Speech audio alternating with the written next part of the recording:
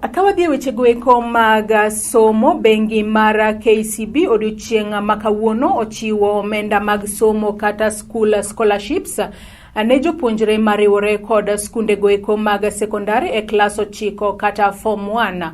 Jopuonjre goeko mawuok e counties duto mapacho kaendi kelo kwan jopuonjre te moseyudo kony mar somo nyaka 3,390. Jopuonjre goeko biro riwore kod skunde mag sekondar kochakore tarik 2 nyaka tarik 6 dwe mar 8 higanieri. Kamaendi en kaluwore kod chike mabende ogol kod migao mar somo e pacho kaendi.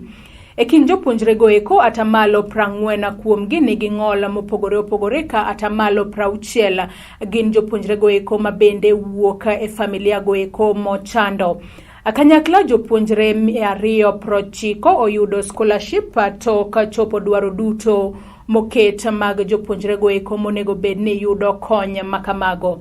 Bengi mar KCB otudore kod migao mar somo e chiwo scholarships 50. Koloso e kinde nyasi mar chiwo scholarships makamago, jatelo e yor kojolo mar KCB wacho ni chenro makamago geto siro jopuonjre marieka to ochando mondo gidhi mbele kod sombgi kendo mano e yo maber mar kedo gi dhier e pacho kaendi. Yeah, my name is Deborah Wigishiro. I am from Omoja Embakasi. I was learning from Kifaru Primary School. I scored 400 marks. I first thank KCB for believing in me, believing the potential that I have, and even seeing that I have a brighter future together with them. Walking with them through this journey will give me the encouragement, will even give me the strength that I didn't have away when I wasn't here. But because they have believed in me, I won't disappoint them. Yeah, I will make sure that what I have aimed for, I won't just get it, but score higher than what I have aimed. My name is Caroline Monjeri Kehara. This is the 14th year that we are supporting needy students in the country. Every year we support 240 students.